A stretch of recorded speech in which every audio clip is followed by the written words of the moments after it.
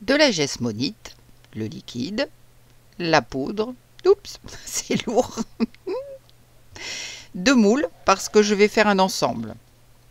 Eh bien, il reste plus qu'à commencer.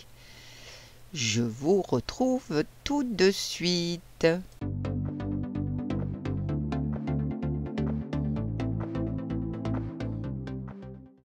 Bonjour, j'espère que vous allez bien. Je vais faire mon petit ensemble là en deux fois parce que ça fait une grosse quantité. En plus, ma balance m'a joué un tour. Comme d'habitude, ça lui prend de temps en temps. Alors je croise les doigts pour que mes mesures soient bonnes, qu'elles soient le plus juste possible.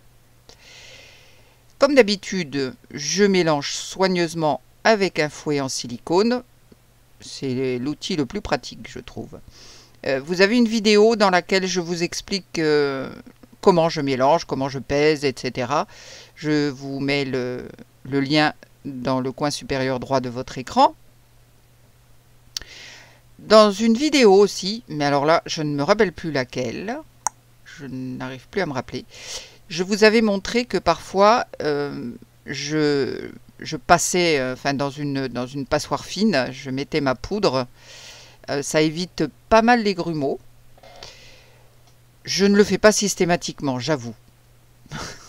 Bon, peu de flemme pour faire ça. Peut-être que je devrais le faire à chaque fois, j'en sais rien. Surtout quand on a des grosses quantités comme ça, le risque de grumeaux est encore plus élevé.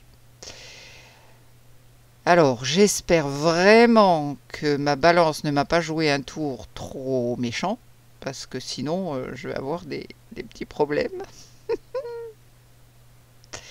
Donc, je continue à bien mélanger. Bon, pour l'instant, l'aspect me semble bon. Donc, c'est déjà pas mal. Ça veut dire que je n'ai pas ou trop de liquide ou trop peu de poudre. Ça, c'est déjà très bien. J'en suis ravie. Bien, voilà. Donc tout ça c'est prêt. Bon, c'est pas de la gésine, hein. Je vous ai présenté dans une vidéo ce nouveau produit de chez Mrs Colorberry. Donc là, j'ai 10 minutes maximum entre le mélange et le coulage. Je vais ajouter un colorant. C'est Mermaid de chez Homeware Design Co. Donc toujours bien le secouer, une trentaine de secondes pour bien mélanger le pigment. Et puis ensuite, je vais mettre 2-3 gouttes dans mon... Hop, il y en a deux qui sont venus en même temps. Voilà, 3, ça suffit. Ces pigments sont extrêmement pigmentés. Donc il faut y aller doucement. Et puis avec mon stick, je pousse les gouttes vers le fond de mon mélange. Je veux obtenir un effet marbré partout sans grosse, comment dire, sans grosse partie blanche. Donc je les pousse un peu, bon pas trop, hein, enfin disons je mélange mais pas trop parce que sinon... Et puis eh bien je vais verser. Alors j'ai coupé les quantités en deux. J'avais mis de l'eau dans mes moules, j'avais pesé. On va voir si je me suis pas trop trompée, enfin si ma balance a été sympa avec moi. Donc je verse d'abord dans le petit plat. Et joli ce bleu, oh, j'aime beaucoup. Je vais remplir déjà cette petite cavité pour le petit pot. Alors je bouge un petit peu aussi mon récipient, ce qui fait que voilà, j'accentue un peu l'effet. Et puis là, ben, je sais pas. Je sais pas si j'ai assez pour remplir le deuxième petit moule. La deuxième cavité, j'en sais rien. Je sais pas du tout. Bon, je vais prendre un autre moule parce que je veux pas prendre de risque. Voilà, j'ai ce moule tortue. Je m'en suis jamais servi encore. Ben, on va voir ce que ça donne.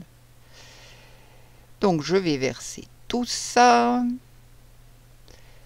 C'est un moule qui est extrêmement profond, comme vous pouvez le voir. Je sais pas combien de résine ça peut contenir ça, mais ça en contient un paquet.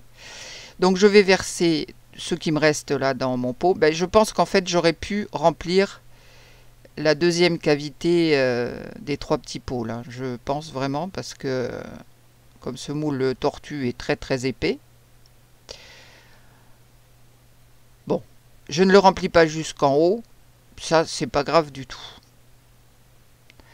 Voilà, on secoue un petit peu pour faire remonter les bulles d'air. Le petit plateau. Alors j'ai pas passé autour hein, pour les bulles d'air. Je croise les doigts pour que tout se passe bien. Et que le fait de secouer un petit peu, ça aille, ça suffise. Bon allez, je vais laver mes instruments. Je vous retrouve de suite. Voilà, j'ai fait le deuxième bain. C'était la même chose. Donc je ne vous ai pas infligé toute la vidéo. Donc vous voyez que j'ai rempli mes 3 moules, j'ai rempli donc ma tortue. C'est resté chaud très très longtemps. Donc j'ai vraiment attendu plusieurs heures et non pas une demi-heure comme d'habitude parce que c'était très chaud. J'ai aussi rempli ce petit moule boule. C'est pas une boule, c'est comme un petit pot, un petit porte-bougie tout petit, un petit pot, enfin ce que vous voulez. Dans mes petits pots, là, dans le moule rouge, il y en a un, je l'ai un petit peu trop rempli d'ailleurs. Je vais avoir un beau travail de ponçage. Alors, ces moules arrondis comme ça, c'est toujours un petit peu la galère pour les démouler, mais bon, on y arrive. Alors, c'est un moule qui n'est pas lisse à l'intérieur. Vous allez voir ça quand j'aurai démoulé. J'ai un petit peu de travail de ponçage au fond aussi, mais c'est pas grave ça. Alors ça, il faut le faire, le ponçage, il faut le faire vraiment quand c'est encore frais, ça va mieux. C'est un petit peu plus facile que quand la gesmonite a durci. Voilà, donc regardez, vous voyez, il y a des petites facettes. C'est très sympa, c'est très mignon. Alors c'est tout petit, hein, mais on peut mettre une petite bougie ronde, enfin bon. Allez, ma tortue. Ah oui, je regarde si j'ai des bulles. Eh ben non, j'en ai pas. Je suis contente. Oh, vous avez vu l'épaisseur de cette tortue? C'est fou, quoi. Quelle idée de faire des moules aussi épais. Allez, on fait attention quand même en démoulant, mais là, c'est quand même bien dur. Voilà, c'est fait. Là aussi, j'ai un joli travail de ponçage pour les bords. Et puis c'est sympa, il y a plein de dessins sur son dos. Alors, on peut laisser comme ça ou passer, je sais pas, quelque chose, j'en sais rien, je verrai. Alors ici aussi, il m'en restait une cuillère, quoi. Donc je l'ai étalé sur la feuille, là. Et je vais faire des petits morceaux pour le terrazzo. Je le fais tout de suite, parce que après, quand c'est dur, oh, c'est pénible. J'ai déjà laissé comme ça un bon moment et c'est vraiment pénible, ça se casse pas bien. Alors on fait des petits morceaux complètement aléatoires. Hein.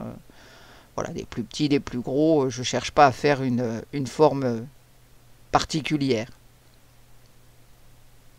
Voilà, j'ai mes petits morceaux. Oh, il va falloir que je m'y remette à faire un essai en terrazzo. Un petit sous-vert. Voilà. Bon alors, comme toujours, avec ces moules sous verre, il y a des petites bulles. Ça, à chaque fois, je crois que j'en ai pas un seul sans bulle. Je sais pas comment je m'y prends. Maintenant, le petit plateau. Oh, j'adore cette couleur. J'aime le bleu, donc je suis vernis. Ah, ça rappelle vraiment le bord de mer. C'est joli, on dirait des vagues. Mermaid. La sirène. Waouh, ça fait rêver. Allez, les petits pots maintenant. Alors, allons-y, voilà. Bon, un petit peu de ponçage à faire sur le fond. Par contre, j'ai pas de bulle. J'en vois pas, du moins. Celui-là, là, oui, j'ai un beau travail de ponçage à faire parce que je l'ai trop rempli. Ce qu'il y a de bien avec ce type de moule, c'est que ça se démoule super bien. C'est joli, hein? Qu'est-ce que vous en pensez? Vous me le dites, hein. Moi, j'adore cette couleur. Allez, celui-là, ça peut faire un très joli ensemble pour une salle de bain ou autre, une fois que je l'aurai euh, imperméabilisé. Oui, j'ai un petit travail de ponçage parce que normalement, il y a 3 petits pots qui rentrent sur le plateau. Je l'ai déjà expérimenté et mais là, bon, pas vraiment, non. Ils sont un peu décalés. Ouais, bon. Après, on peut mettre à la place le petit pot rond, là. C'est mignon aussi. Je voulais remercier mes nouveaux abonnés. C'est sympa. Si vous n'êtes pas encore abonné, hein, n'hésitez pas, c'est gratuit. Donc, allez-y. N'oubliez pas de me laisser un petit pouce en l'air aussi. Ah, j'aime beaucoup ce bleu. Oui, ça me plaît. Bien, on va se retrouver très vite pour de nouvelles aventures. Je sais pas, résine, gésine, j'en sais rien. En attendant, prenez bien soin de vous. À très vite. Bye.